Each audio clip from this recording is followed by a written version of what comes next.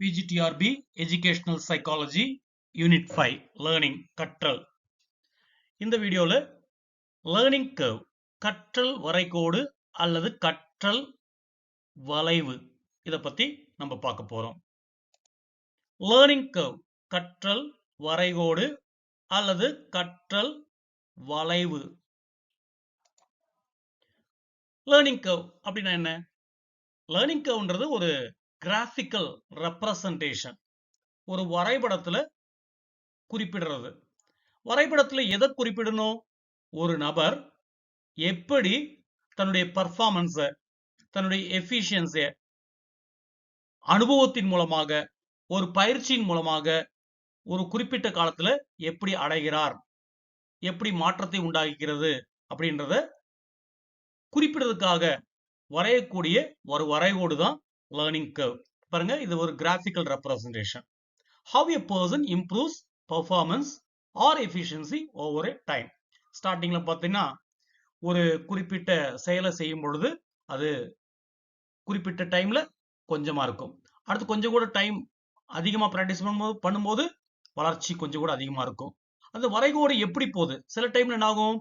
பயிற்சி காலம் அதிகமாக அதிகமாக தொய்வும் ஏற்படலாம், வளர்ச்சியும் ஏற்படலாம், தொய்வும் ஏற்படலாம். எப்படி காலத்துல, ஒரு காலப்போக்குல எப்படி ஒரு நபருடைய பர்ஃபார்மன்ஸ்ல, எஃபிஷியன்ஸ்ல மேம்பாடு காணப்படுகிறது அப்படின்றத ஒரு வரைபடம் மூலமா குறிப்பிடுறது தான், கிராஃபிக்கலா ரெப்ரசன்ட் பண்றது தான் லேர்னிங் கர்வ். ஒரு கற்றல் வளைவு அல்லது வரைகோடு என்பது ஒரு நபர் அனுபவம் அல்லது பயிற்சி மூலம் காலப்போக்கில் செயல்திறன் எவ்வாறு மேம்படுத்துகிறார் என்பதற்கான வரைகலை ஆகும். ஒரு குறிப்பிட்ட நம்ம ஸ்கூல்ல கூட ஒரு மாணவர் ஒவ்வொரு காலப்போக்கில் முதல் மாதத்துல அவருடைய மதிப்பெண் எவ்வளவு இருந்துச்சு, கூடுதல் பயிற்சி பெற்று இரண்டாவது மாதத்துல எவ்வளவு இருக்கு, அடுத்த பயிற்சி பெற்று மூன்றாவது மாதத்துல எப்படி இருக்குன்றத நம்ம ஒரு வரைபடத்துல வரைஞ்சா ஒரு வரைகோடு கிடைக்கும். அந்த வரைகோடுக்கு தான் லேர்னிங் கர்வ் அப்படின்றோம். ஒரு நபருடைய பர்ஃபார்மன்ஸ் அதாவது செயல்திறன், ஆர் எஃபிஷியன்சி அவருடைய எஃபிஷியன்சி அல்லது திறன், பர்ஃபார்மன்ஸ் அனுபவம் அல்லது பயிற்சி மூலமா எப்படி மேம்படுகிறது அப்படின்றத குறிப்பிடக்கூடிய ஒரு வரைகோடு தான் லேர்னிங் கர்வ். இந்த லேர்னிங் கர்வை ஃபர்ஸ்டா யாரு டிஸ்கிரைப் பண்ணாங்க, விவரித்த முதல் நபர் யார்? கற்றல் வளைவை, அதாவது கற்றல் வரைகோடை விவரித்த முதல் நபர் யார் அப்படின்னு பார்க்கும் பொழுது, இந்த லேர்னிங் கர்வை இந்த கான்செப்டை ஒரு ஜெர்மன் சைக்காலஜிஸ்ட் தான் பயன்படுத்துறாரு. யாருன்னு கேட்டீங்கன்னா ஹெர்மன் எபிங்கஸ். 1885ல ஹெர்மன் எபிங்கஸ் இத இந்த கற்றல் வரைகோட முதலா அறிமுகப்படுத்துறாரு. அவருடைய புக்ல, எந்த புக்லன்னு கேட்டீங்கன்னா இந்த புக்கோட பேர் ஜெர்மன் மொழியில இருக்கு. அதாவது உபர் தாஸ் கிதேக்னஸ் அப்படிதான் படிக்கணும். கிதேக்னஸ் அதாவது அபவுட் மெமரி. இது ஆக்சுவலி கர்வ் ஆஃப் ஃபர்கெட்டிங் அப்படிவாங்க. அதாவது மறந்து போகக்கூடிய வலை. எப்படி ஒரு குறிப்பிட்ட காலத்துல நம்ம ஒரு செய்தியை கேட்கும் பொழுது அது அந்த செய்தி தொடக்கத்துல நல்லா நினைவில் இருக்கும், காலப்போக்குல அந்த செய்தி மறைஞ்சு போயிடும். அதுக்காக தான் இவர் முதலாக இந்த கற்றல் வரைகோட அல்லது கற்றல் வளைவை இவர் பயன்படுத்தினாரு. இந்த கான்செப்ட் இவர் தான் முதலா உருவாக்கியவர், அறிமுகப்படுத்தியவர். எதுல அறிமுகப்படுத்தினார் அப்படின்னு போகும்போது அபவுட் மெமரி, அவருடைய நினைவை குறித்த, அதாவது நினைவகத்தை பற்றி அப்படின்ற ஒரு புத்தகம், ஜெர்மன் புத்தகம். அந்த புத்தகத்தோட பேர் உபர்தாஸ் கீதேக்னஸ் அப்படின்ற ஒரு புத்தகத்துல தான் குறிப்பிடுறாரு ஹெர்மன் எபிங்கஸ். அப்போ 1885ஆம் ஆண்டில் ஜெர்மன் உளவியலாளர் ஹெர்மன் எபிங்கஸ் என்பவரால் கற்றல் வளைவு கருத்து உருவாக்கப்பட்டது மற்றும் அவரது புத்தகமான உபர்தாஸ் கீதேக்னஸ் நினைவகத்தை பற்றி என்ற புத்தகத்தில் தான் அறிமுகப்படுத்தப்பட்டது. Types of learning curves. Learning கர்வ்ல 4 விதமான லேர்னிங் கர்வ் இருக்கு. கற்றல் வரைகோடுகள் அல்லது கற்றல் வளைவுகள்ல 4 வகைகள் இருக்கு. ஒவ்வொரு வகையும் பார்க்கணும். இந்த ஒவ்வொரு வகையும் தெளிவா புரிஞ்சுக்கணும். அப்பதான் அந்த கொஸ்டினை ஆன்சர் பண்றதுக்கு முடியும்.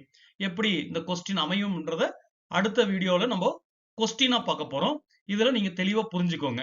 ஃபர்ஸ்ட் லைன் பாத்தீங்கன்னா, ஃபர்ஸ்ட் வரைகோடு straight line curve, linear acceleration அப்படின்னுவாங்க. நேர்கோட்டு விளைவு, அதாவது நேரியல் முடுக்கம் அப்படின்னு சொல்லுவாங்க. நேரியல் முடுக்கம் அப்படின்னுவாங்க. அதாவது காலம் எவ்வளவு காலம் நம்ம பிராக்டிஸ் பண்றோம், காலம் அதிகமாக அதிகமாக நம்ம பயன்படுத்தக்கூடிய காலம், பயிற்சிக்கு நம்ம பயன்படுத்தக்கூடிய காலம் அதிகரிக்க அதிகரிக்க நம்ம கற்றக்கூடிய அளவும் அதே அளவில் அதிகரிச்சுட்டே போகும். காலம் அதிகரிக்க அதிகரிக்க நாம் கொள்ளக்கூடிய அளவும் அதிகரித்து கொண்டே போகும். இது வந்து என்னன்னு கேட்டீங்கன்னா, a constant or uniform rate of progress in learning. கற்றல்ல ஒரு நிலையான மற்றும் சீரான முன்னேற்ற விகிதம். எவ்வளவு காலம் பயிற்சி பண்றோமோ, காலம் அதிகரிக்க அதிகரிக்க கற்றலுடைய அளவும் அதிகரித்து கொண்டே போகும். காலம் அதிகமாகும் பொழுது கற்றலும் அதிகாரம், காலம் குறையும் பொழுது கற்றலும் குறையும். அது வந்து ஒரு கான்ஸ்டன்டா, ஒரு நிலையான, யூனிஃபார்ம், சீரான முன்னேற்ற விகிதமாக இருக்கும்.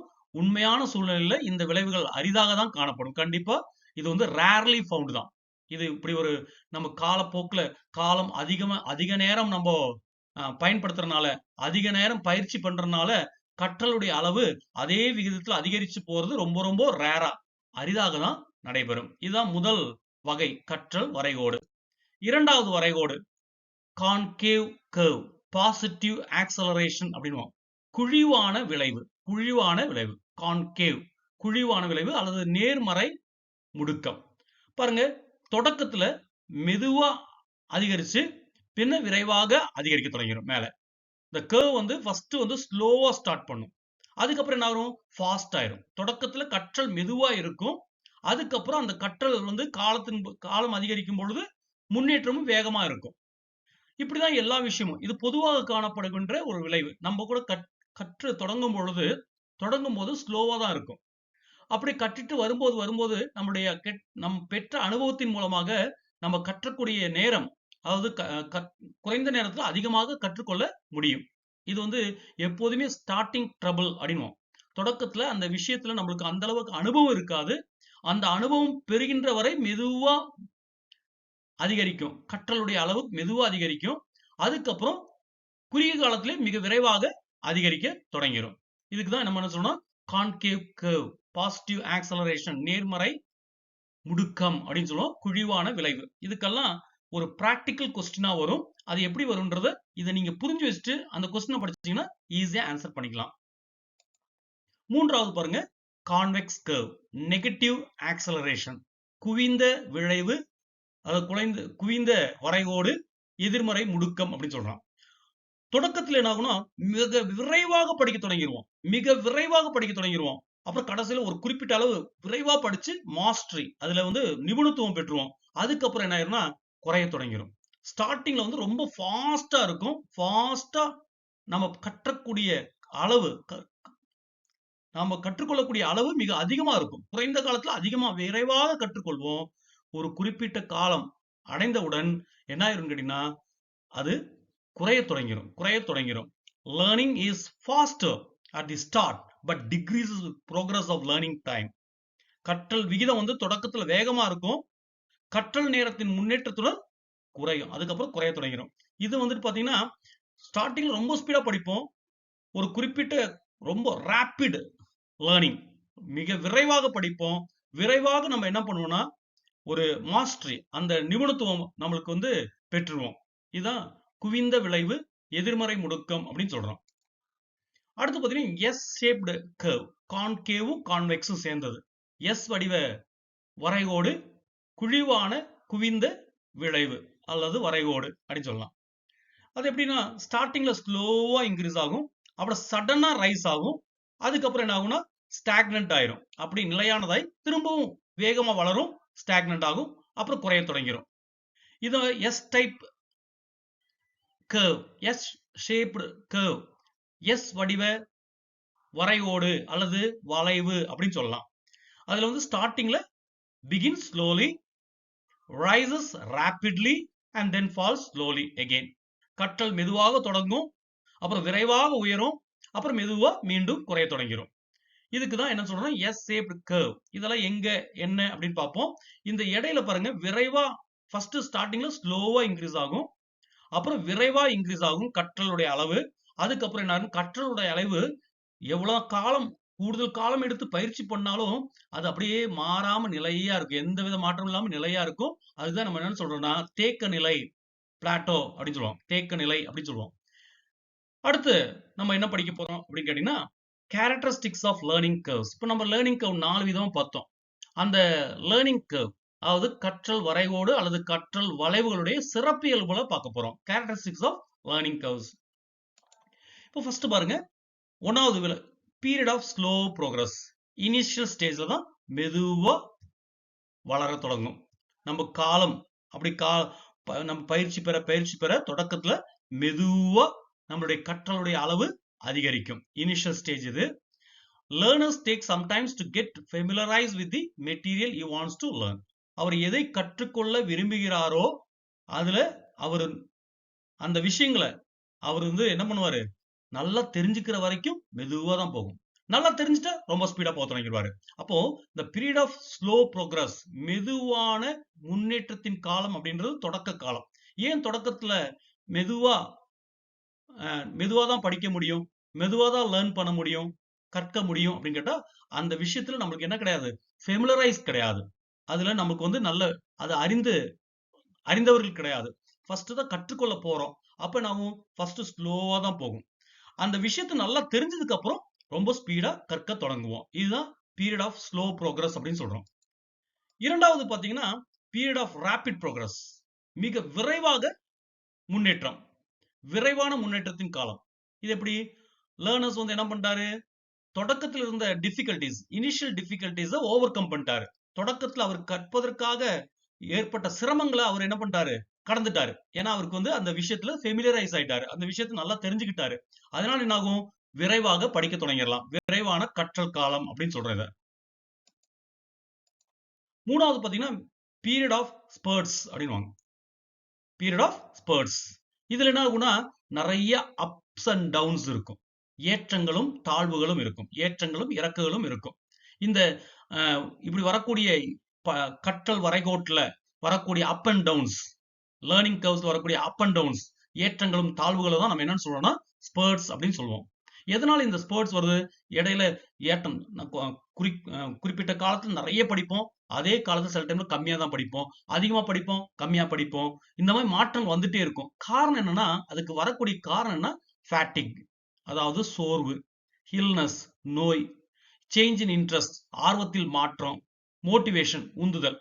சில டைம் என்ன ஆயிரும், சோர்வு உண்டாயிடுச்சு என்ன ஆகும், ஒரு குறிப்பிட்ட டைம்ல பாத்தீங்கன்னா ஒரு குறிப்பிட்ட காலத்துல நல்ல சந்தோஷமா ஹாப்பியஸ்டா இருக்கும், ஹாப்பியான சிச்சுவேஷன்ல இருக்கும்போது குறைஞ்ச காலத்துல நிறைய படிப்போம், கற்றலுடைய அளவு அதிகமா இருக்கும்.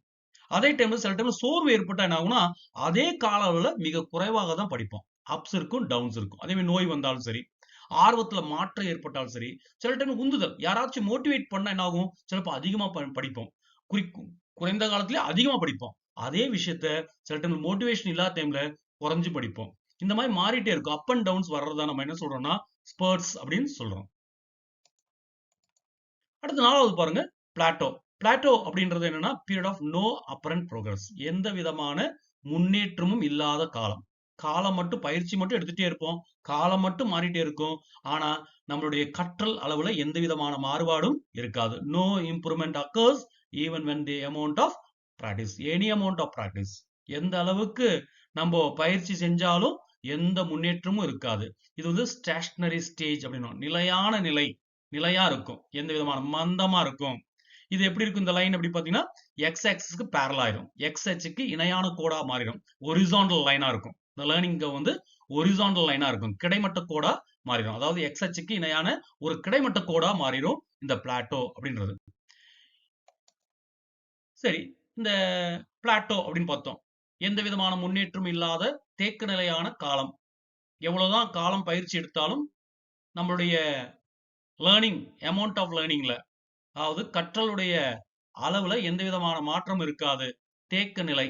அந்த தேக்க நிலைக்கான காரணம் என்ன அப்படின்னு பார்க்கும்போது, முதல் காரணம் லேக் ஆஃப் இன்ட்ரெஸ்ட், ஆர்வமின்மை.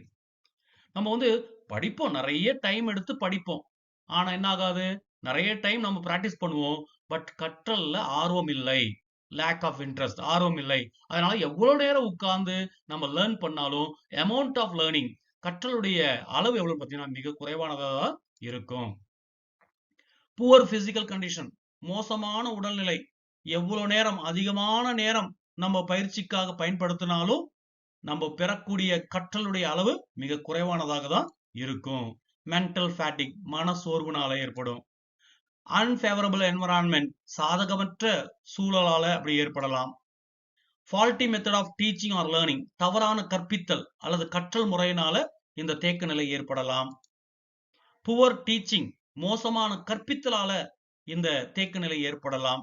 எவ்வளவு நேரம் படிச்சாலும் படிக்கக்கூடிய அளவு, லேர்ன் பண்ணக்கூடிய கற்றலுடைய அளவு மிக குறைவானதாக இருக்கலாம். ஆப்சன்ஸ் ஆஃப் மோட்டிவேஷன், எந்த உந்துதலும் எந்தவித மோட்டிவேஷனும் இல்லாம இருக்கலாம். டிஸ்ட்ராக்ஷன் ஆஃப் அட்டென்ஷன், கவனச்சிதறலால என்ன பண்ண முடியாது, எவ்வளவு நேரம் உட்கார்ந்து கவனச்சிதறல் இருந்தா நம்ம படிக்கக்கூடிய அளவு, நம்ம பெறக்கூடிய கற்றலுடைய அளவு, அமௌண்ட் ஆஃப் லேர்னிங் வந்து தேக்கமா இருக்கலாம். Conflict of old study habits with new ones, புதியவற்றுடன் பழைய படிப்பு பழக்கங்களில் முரண்பாடு.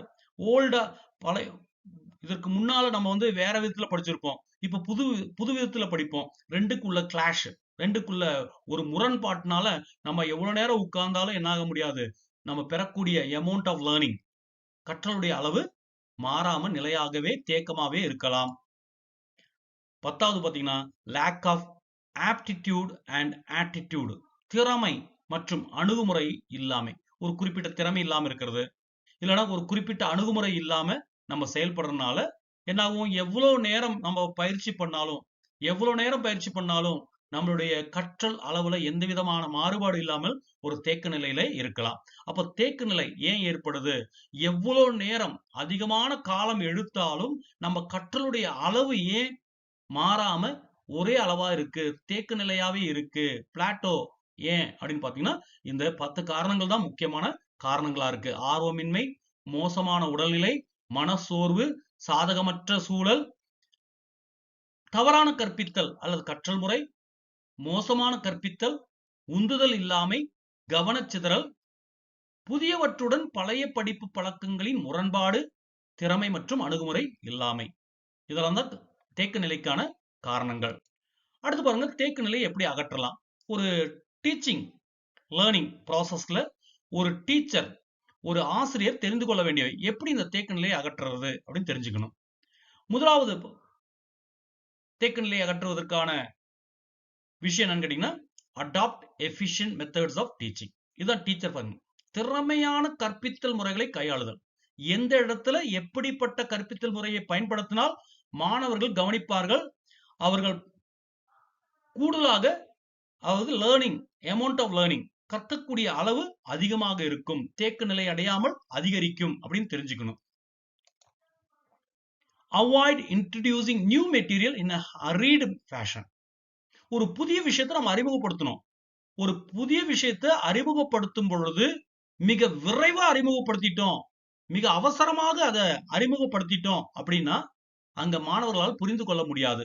அவர் அமௌண்ட் ஆஃப் லேர்னிங், அவர் கற்கக்கூடிய அளவு நிலையானதாக அறியும். எவ்வளவு நேரம் கற்பித்தாலும் எவ்வளவு நேரம் படிச்சாலும் அவர் பெறக்கூடிய கற்றலுடைய அளவு எந்தவித மாறுபாடும் இல்லாமல் தேக்க நிலையிலேயே இருக்கும். அதனால ஒரு புதிய விஷயத்தை கற்பிக்கும் பொழுது நம்ம என்ன பண்ணக்கூடாது, ஹரி பண்ணக்கூடாது, அதாவது அவசரப்படக்கூடாது. மூன்றாவது, provide incentives to arose and maintain motivation.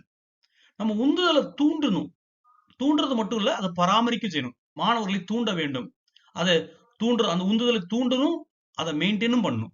எப்படி, ஊக்கமளிச்சுட்டே இருக்கும். ஒரு அப்ரிஷியேட் பண்றது, மெயினா அப்ரிஷியேட் பண்றது அதான், மாணவர்களை அப்ரிஷியேட் பண்றது. எதுக்காக ஸ்டூடெண்ட்ஸை, மாணவர்களை அப்ரிஷியேட் பண்ணணும்னா அந்த தேக்க நிலை வராம அவங்க கற்றல்ல வந்துட்டு என்ன ஆகணும், அவர் கற்றல் அடைவு வந்து அதிகமாகிட்டே போகணும். அமௌண்ட் ஆஃப் லேர்னிங், கற்றலுடைய அளவு அதிகரிக்கணும். அதிகரிக்காம தேக்க நிலை அடையக்கூடாது. தேக்க நிலை அடையிறதுக்கு காரணம் என்ன, நம்ம வந்து அவங்கள உற்சாகம் ஊட்டுறது இல்ல, அவங்கள ஊக்கமளிப்பது இல்ல. அப்ப வந்து இன்சென்டிவ் கொடுக்கணும், அவங்கள ஊக்கமளிக்கணும். அதுக்குதான் நம்ம என்ன, ஊக்கமளிக்கிறதுக்கு வந்து 2 விதம், பாசிட்டிவ் இருக்கு, நெகட்டிவ் இருக்கு. அது ஊக்கமளிக்கும் பொழுது, அது ஊக்கமளிக்கிறது மட்டும் இல்லாம அது ஊக்கமளிக்கிறத நம்ம பராமரிக்கவும் செய்யணும், மெயின்டைனும் பண்ணணும். அப்ப என்ன ஆகும், தேக்க நிலை அடையாமல் என்ன ஆகும், வளர்ச்சி அடைய அவருடைய கற்றலுடைய அளவு வளர்ச்சி அடையும். ஃபோர்த் ஒன் பாத்தீங்கன்னா எலிமினேட் தி டிஸ்ட்ரக்டிங் ஃபேக்டர்ஸ். மாணவர்களுடைய கவனத்தை சிதறடிக்கக்கூடிய காரணிகளை அங்கிருந்து அகற்றணும். அங்க ஏதாவது காரணம், ஏதாவது காரணிகள் மாணவருடைய கவனத்தை சிதறடிக்கிற மாதிரி இருந்தா அதை நம்ம வந்து அகற்றிட்டா அவங்க கவனிப்பாங்க. அப்ப என்ன ஆகும்? கற்றலுடைய அளவு அதிகரிக்கும், அவர்கள் கற்றுக்கொள்ளக்கூடிய அளவு அதிகரிக்கும். அல்லது அவருடைய கவனத்தை சிதறடிக்கக்கூடிய காரணிகள் அங்க இருந்துச்சுன்னா அவங்க கற்றல் என்ன ஆகும்? தேக்க நிலையை அடையும். ஐந்தாவது பாத்தீங்கன்னா help the child to select appropriate method of learning. குழந்தைகள் வந்துட்டு அவங்க கற்றுக்கொள்ளக்கூடிய முறையை, சரியான முறையை தேர்ந்தெடுக்கிறதுக்கு நம்ம உதவணும். அவங்க சரியான முறையை தேர்ந்தெடுக்கல அப்படின்னா கண்டிப்பா அவங்க எவ்வளவு நேரம் பயிற்சி எடுத்தாலும் அந்த கற்றலுடைய அளவு தேக்க நிலையில மாறாம அப்படியே தான் இருக்கும். எந்தவித மாற்றம் இல்லாமல் தேக்க நிலையில இருக்கும். அதை நம்ம நீக்கணும், அந்த தேக்க நிலையை நீக்கணும் அப்படின்னா ஒரு ஆசிரியர், ஒரு டீச்சர் என்ன பண்ணணும்னா அந்த குழந்தைக்கு என்ன பண்ணா கற்றலுடைய சரியான முறையை தேர்ந்தெடுக்குவதற்கு உதவணும். ஆறாவது பாருங்க, use appropriate audio visual aids. எப்போதும் TML, teaching, TLM, TLM, teaching learning material, கற்றல் உபகரணங்கள், audio visual aids, audio visual ஏடுகளை பயன்படுத்தணும். அப்போதான் மாணவருடைய கவனம், நம்ம வெறும் கிளாஸ்ல போய் லெக்சர் மெத்தட்ல நேரடியா சொல்லி கொடுத்துட்டே இருந்தால் மாணவர்களால என்ன பண்ணும்? கவனச்சிதறல் இல்லாமல் கவனிக்க முடியாது. ஒரு தேக்க நிலை உண்டாகும், இன்ட்ரெஸ்ட் இல்லாம போயிடும், மோட்டிவேஷன் இல்லாம போயிடும். அப்ப இடையில என்ன பண்ணுவோம்? மாணவர்களுடைய கவனத்தை ஈர்ப்பதற்காக நம்ம பொருத்தமான ஆடியோ விஷுவல் ஏடுகளை பயன்படுத்தணும். ஒளி உபகரணங்களை நம்ம பயன்படுத்தும் பொழுது மாணவர்களுடைய கவனத்தை சிதறடிக்காம நம்மளுடைய பாடத்துல கொண்டு வர முடியும். அப்போ அதிக நேரம் அவர் பயிற்சி எடுக்கும் பொழுது அதிகமான கற்றல், அதாவது அமௌண்ட் ஆஃப் லேர்னிங், அவங்க கற்றக்கூடிய அளவு அதிகரிக்க செய்யும். என்ன ஏற்படாது? தேக்க நிலை ஏற்படாது. இப்ப இதுல நம்ம என்ன படிச்சோம் அப்படின்னு கேட்டீங்கன்னா லேர்னிங் கர்வ், கற்றல் வரைகோடை பத்தி பார்த்தோம். கற்றல் வரைகோடுனா என்ன? இது யார் முதல் அறிமுகப்படுத்தினாரு? எப்பிங்கஸ். அவர் ஆக்சுவலி கர்வ் ஆஃப் ஃபர்கட்னஸ் இல்லைங்களா, மறதி, அவருடைய மெமரியில படிக்கும்போது, அதுல படிக்கும்போது ஃபர்கட்னஸ், மறவியை பத்தி சொல்லும்போது அந்த கர்வை வந்து பயன்படுத்துறாரு. எத்தனை காலத்துல ஒரு ஆள் வந்து ஒரு விஷயத்த மறந்து போவாருன்றதுக்காக என்ன பண்ணாரு? அந்த கர்வை ஃபர்ஸ்ட் பயன்படுத்தினாரு, லேர்னிங் கர்வை, எப்பிங்கஸ். அதுக்கப்புறம் அந்த லேர்னிங் கர்வ் உடைய வகைகளை பார்த்தோம். 4 வகையான லேர்னிங் கர்வ் பார்த்தோம். ஸ்ட்ரைட் லைன், கான்கேவ், கான்வெக்ஸ், அப்புறம் எஸ் ஷேப்டு லேர்னிங் கர்வ்னு பார்த்தோம். இந்த லேர்னிங் கர்வனுடைய சில கேரக்டரிஸ்டிக்ஸ், அதனுடைய சிறப்பு இயல்புகளை பத்தி பார்த்தோம். அதுக்கப்புறம் வந்து இந்த லேர்னிங் கர்வ்ல, எஸ் டைப் லேர்னிங் கர்வ்ல என்ன பண்ணுவோம்? பிளாட்டோ, அதாவது தேக்க நிலை, ஒரு தட்டையான பகுதி. எவ்வளவு காலம் பயிற்சி எடுத்தாலும் எந்தவித மாற்றம் லேர்னிங், அமௌண்ட் ஆஃப் லேர்னிங்ல, கற்றலுடைய அளவுல எந்தவித மாற்றமும் இல்லாம இருக்கக்கூடிய அந்த நிலைக்கு தான் நம்ம என்ன சொல்றோம்? தேக்க நிலை, பிளாட்டோ அப்படின்னு சொல்றோம். இந்த தேக்க நிலை எதனால ஏற்படுது? Causes of plateau. அதே மாதிரி இந்த தேக்க நிலையை எவ்வாறு அகற்ற முடியும்? Elimination of plateau. இது வரைக்கும் பார்த்தோம். இனி அடுத்த வீடியோல இந்த கொஸ்டின் எப்படி வரும்? இப்ப நீங்க படிச்சிட்டீங்க, இது பார்க்கும்போது என்ன இருக்கு? ஒண்ணுமே இல்லாத மாதிரி தோணும். ஆனா இதுல இருந்து எப்படி கொஸ்டின் வரும்? பிராக்டிக்கலா எப்படி கொஸ்டின் வரும்? இதை எப்படி புரிஞ்சுக்கணும்? இதை நீங்க தெளிவா இந்த நல்லா டைம் எடுத்து இதை படிச்சு வைங்க. இதை அண்டர்ஸ்டாண்ட் பண்ணி மனசுல ஏத்தி வைங்க. கொஸ்டினுக்கு நீங்க ஆன்சர் ஈஸியா பண்ணிடலாம். So thank you for watching this video. Wish you all the best.